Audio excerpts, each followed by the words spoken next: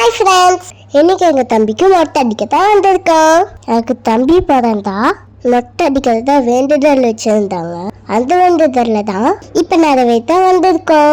இது அவனுக்கு 3வது மொட்டை.